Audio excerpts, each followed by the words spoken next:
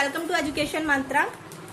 Now today I'll teach you chapter 9, exercise 9.1, question number 8. And your question number 8 is, a statue 1.6 meter tall stands on the top of a pedestal. So एक statue है 1.6 meter tall, एक pedestal के ऊपर खड़ा हुआ है. आप इसको let कर लीजिए, pedestal है. Okay. Now this is your statue. Statue is 1.6 meter tall. Now from a point on the ground, the angle of elevation of the top of the statue is 60 degree. So let you are standing here, and now your angle of elevation from this point, that is we are given 60 degree. Now and from the same point, the angle of elevation of top of the pedestal. Top of the pedestal. This is pedestal. Now top of the pedestal is angle of elevation is 45 degree. Now what you have to find, that is find the height of the pedestal. आपको pedestal की height find करनी है, means आपको ये part find करना है. इसको let कर लेते हैं A B C D. Now this is 90 degree because pole हो या कोई statue हो, कोई किस पे stand होता है, vertically 90 degree पे stand होता है. So अब हमें height find करने के लिए सबसे पहले height कर लेते हैं, let कर लेते हैं, let the height of pedestal be x metre. Okay. Now अब एक एक करके हमें दो ट्रायंगल फॉर्म होते हुए नजर आ रहा है. हम एक एक ट्रायंगल को लेते हैं. पहले हम लेते हैं triangle A, this is D B C. In triangle DBC आप 1045 डिग्री लेते हैं. 1045 degree is equal to perpendicular upon base. This is your perpendicular BC and your base is CD. Now 1045 की वैल्यू 1, आपकी बीसी एक्स एंड सीडी हमें नहीं पता, cross multiply लेंगे आपकी 6 to x मीटर. नाउ हम नेक्स्ट ट्रायंगल ले लेते हैं. Your triangle is ADC. Now your in triangle ADC again 1060 degree. 1060 degree is perpendicular upon base. Your perpendicular is AC and your base is DC. Now value of 1060 that is √3. हम नीचे one ले लेते हैं. Now AC की value आपकी 1.6 plus x हो जाएगी. And आपको DC ऑलरेडी पता है, DC हमारी x आई है, हमें पहले फाइंड कर लिया फ्रॉम इक्वेशन 1. यहाँ पे आप नोट कर दीजिए फ्रॉम इक्वेशन 1. क्रॉस मल्टीप्लाई लेते हैं. This is your √3x is equal to 1.6 plus x. x को हम एक साइड ले लेते हैं. √3x minus x is equal to 1.6. x को कॉमन लेते हैं. यहाँ पे आएगा आपका √3 minus 1 is equal to 1.6. Okay.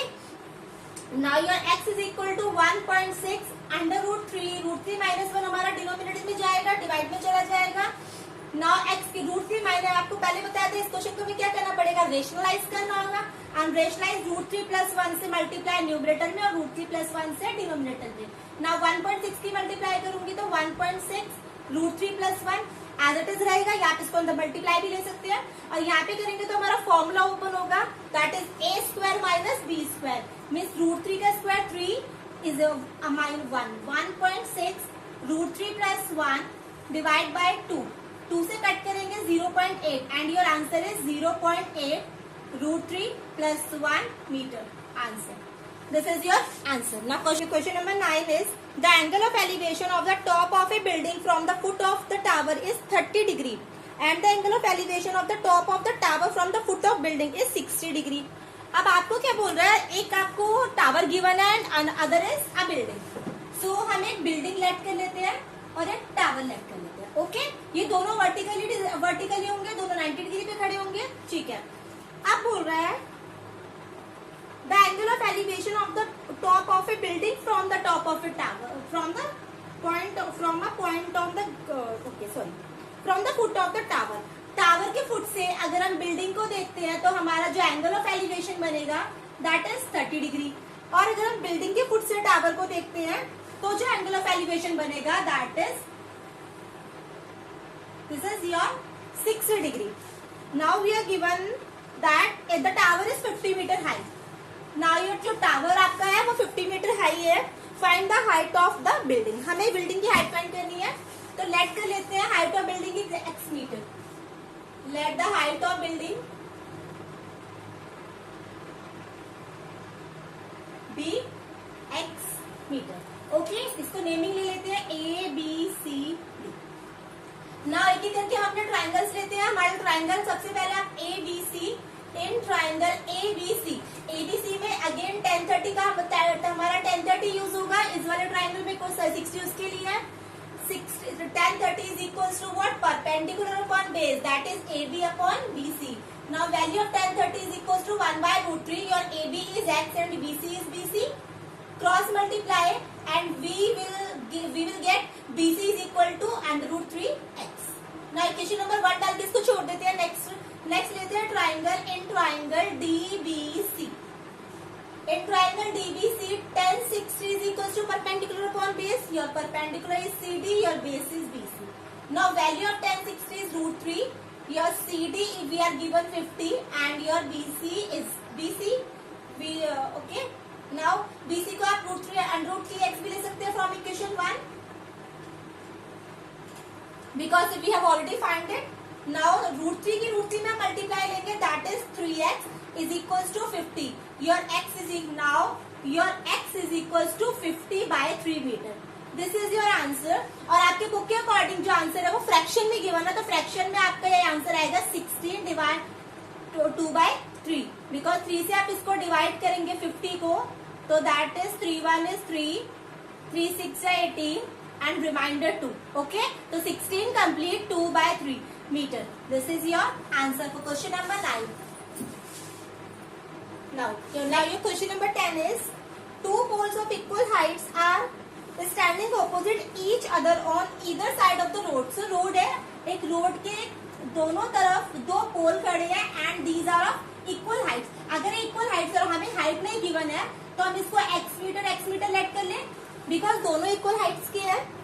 Now from the point between them on the road, the angle of elevation of the top of poles are 60 and 30.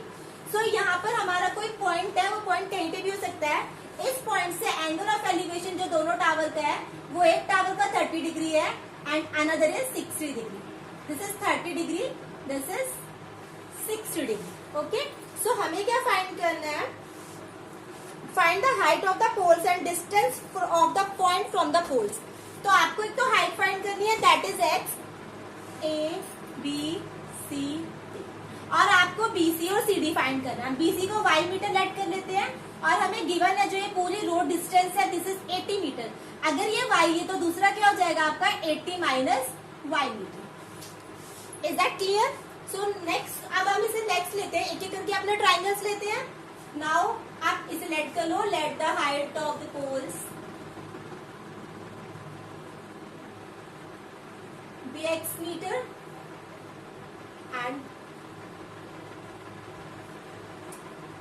distance from the point be y meter and 80 minus y. Question लेते हैं. In triangle ABC your 1060, because यहाँ पे भी perpendicular base की बात हो रही है. Perpendicular is AB and base is BC. Now 1060, value of 1060 root 3 by 1. Your AB is x and BC is y. Cross multiply करते हैं, आपका आ जाएगा x is equals to root 3 y. This is equation number 1. Next लेते हैं your triangle in triangle. Okay, A B C D C D E. In triangle CDE 1030 degree is equals to ED upon CD. Your ED is equals to your 1030, value of 1030 is 1 by root 3. Now x by 80 minus y. Cross multiply करेंगे. Cross multiply करने से हमें कुछ मिलेगा 80 minus y is equal to x root 3. अब हमारी मर्जी है यहाँ से हम y की वैल्यू पुट करें या x की वैल्यू पुट करें. तो मैंने यहाँ पे x की फाइंड की, मैं x की वैल्यू फाइंड कर पुट कर देती हूँ. 80 माइनस वाई और आपकी x की वैल्यू क्या है? x की वैल्यू है root 3 y and this is your root 3 from question. ये आपकी वैल्यू कहाँ से आई है? From equation number 1. Now solve करते हैं. 80 minus y is equal to root 3 3 and your y 3y. 80 is equal to 3y minus का y उधर जाएगा प्लस हो जाएगा. 80 is equal to 4y and your y is equal to 80 divide bye 4 that is 20 metre. Okay, आपकी y आ चुकी है 20 metre. अगर आपकी y 20 मीटर आ गई है, BC आपकी 20 मीटर आ गई है, तो नेक्स्ट आपकी CD कितनी आएगी? आपकी CD आ जाएगी 80 minus y, 80 minus 20, 60 metre. This is your answer. This is your answer. And now आपको क्या फाइंड करना है? आपको फाइंड करना है x, pole of the height of pole. तो x की वैल्यू फाइंड करने के लिए x is equal to √3 y. What is your y? Your y is 20. So your x is 20 √3 meter. Then is a tower stands vertically on a bank of a canal. So हमें given है, हमें figure given है. तो this is your tower AB. From a point on the other bank directly opposite the tower, the angle of elevation of the top of the tower is 60 degree. तो आपसे बोल रहे हैं opposite जो एक आपका टावर के अपोजिट, बैंक के अपोजिट से आपका एक एंगल बन रहा है, angle of elevation that is 60 degree from the another point. Okay, so question में आपको जो बोलना चाह रहा है, this is your tower. Okay, bank के किनारे पे एक टावर है, आपको अपोजिट साइड से अगर आप एंगल ऑफ एलिवेशन बन रहा है दैट इज 60 डिग्री, और अगर उससे थोड़ा और पीछे जाते हैं 20 metre away from the point, so your angle of elevation would be 30 degree. Now what we have to find? So find the height of the tower and the width of a canal. Height of tower find करनी है आपको, this x metre, and canal की आपको width find करनी है. इसको let कर लेते हैं, this is y मीटर. तो let करते हैं, let the height of tower be x meter and the width of canal be y. आपने ट्राइंगल लेते हैं, your triangle in triangle A B C 1060 degree is equals to A B upon B C. Your value of 1060 √3 by 1. Your A B is x, your B C is y. Value find कर लेते हैं किसी एक की, x की value find कर लेते हैं, x is equals to y √3 metre. Now in triangle A D B 1060, sorry this is 1030 is equals to A B by B D, क्योंकि अभी अपना पूरा ट्राइंगल लेंगे तो हमारा बेस क्या हो जाएगा, B D. Now value of 1030 is equals to 1 by √3. Your A B is x and what is your B D? B D is equals to 20 plus y, क्योंकि ये 20 मीटर भी है और ये वाई भी है, तो this is your 20 plus y. Cross multiply करते हैं, x √3 is equals to 20 plus y. ना एक्स की वैल्यू हमने पहले फाइंड की हुई है, वाई √3 पुट करते हैं, एक्स के प्लेस पे वाई √3 इंटू √3 आपका पहले से ही है, दिस इज 20 प्लस वाई. कहाँ से मिला आपको ये? आपको मिला है from equation number 1. Now solve करते हैं, √3 3y is equals to 20 plus y. Now y को इधर लेके आते हैं, y को आप इधर लेके आओगे, this is 3y minus y is equals to 20. This is 2y is equals to 20 and y is equal to 20 divide by 2 10 metre. Okay, आपका विड्थ ऑफ कैनाल आ गया है, ये आपका आंसर आ चुका है, y इज इक्वल टू 10 मीटर. अब आपको क्या फाइंड करना है? आपको हाइट फाइंड करनी है टावर की, एंड हमने पहले x की वैल्यू फाइंड की हुई है, x is equal to y √3 and y की वैल्यू आपकी 10 आई है, this is 10 √3 metre. This is your height of tower. Now your question